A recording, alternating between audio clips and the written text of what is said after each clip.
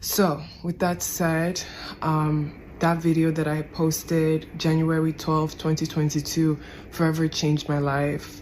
Prior to that date, for 6 months, I didn't know if my father was dead or alive.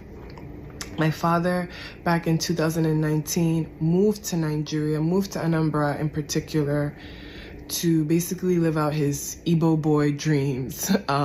He had built a house, he had worked for New York City for 25 years, and he was retiring on time, he was retiring healthy, and he just wanted to go back home and be with his family, live in his home that he had literally suffered and toiled for being in America all this while. I respected it, and I felt like him moving to Nigeria would obviously, create a new chapter in his life, especially after retirement.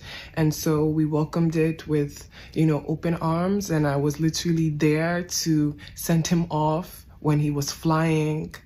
And after that, my dad kept in touch. He would call once a week, call for birthdays, call for Christmas, call for holidays. And it wasn't until the end of 2021, I was noticing some distance. I wasn't hearing from him as much. My life was equally as busy, so I didn't put too much thought into it. However, I did find it a little odd, given the fact that my dad and I have such a close relationship. It wasn't until 6 months in that I realized I haven't heard from this man. I would call him, I bought him an iPhone, I would call him with the iPhone, send money for credit. Meanwhile, my dad is on retirement. Money is not his problem. I would send money for retirement. I will send money for this, send money for that. Still no word.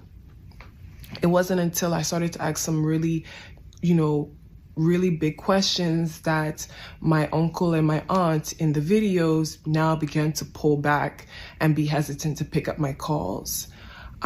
For 6 months, I didn't know if my father was dead or alive, because when I would call, my auntie would tell me he stepped out, he's sleeping, or she's cooking in the kitchen, she doesn't want to go upstairs, blah, blah, blah, blah, just excuses.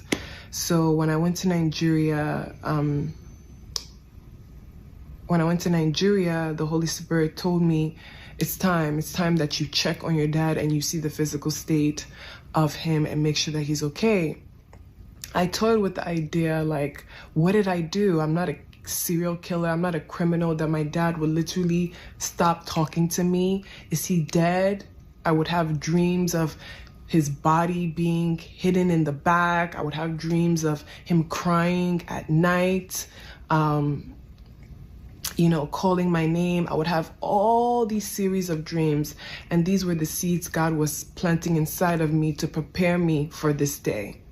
So with January 12, 2022, I fly from Lagos Airport to Anambra Airport, and I drive down to Enugu, which was maybe like a 15-20 minute drive. And what I saw, no Nigerian movie could prepare me for it. I saw a huge heap of sand blocking my father's gate, which told me nobody can come in and nobody can come out. And clearly, because of this, barrier, it made it very hard for me to have access to the gate. So when I finally did climb the sand pit, my uncle and my auntie saw me and began saying, "How dare you? I'm gonna kill you. You're a prostitute. You sleep in hotels for months on end," and I am just confused. What did I do? I'm just here to check on my dad. Is he here? Where is he? Daddy, are you okay? Screaming because now they're throwing sand on me and laying curses and abuses. And Auntie Joe have literally been throwing sand on me. See, you see this? You see this? You see this? You see this evil? All this while I'm just literally trying to find my dad. And the testimony and the story is gonna then follow exactly what had been happening since then.